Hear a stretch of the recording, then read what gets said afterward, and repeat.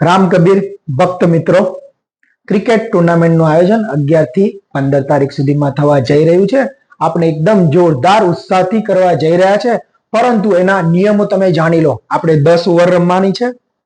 તમારા 11 પ્લેયર રહેશે.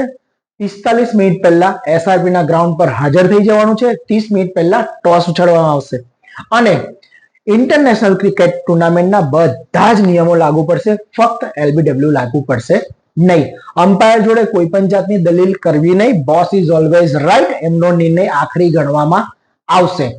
તમારા સ્વખર્ચે ગ્રાઉન્ડ પર પહોંચી જવાનું છે.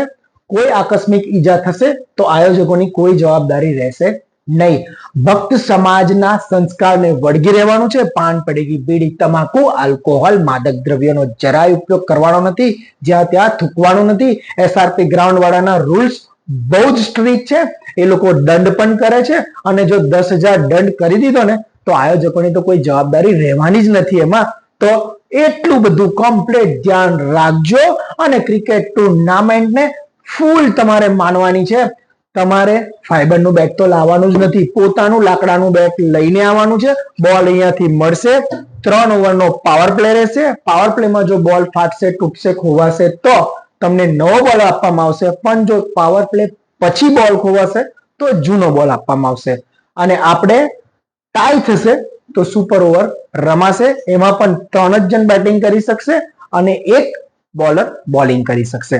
આ આપણા નિર્ણય રહેશે. સુપર ઓવરમાં ટાઈ રહેશે તો ફરી સુપર ઓવર કરવામાં આવશે, પણ નિર્ણય એનાથી જ લેવામાં આવશે.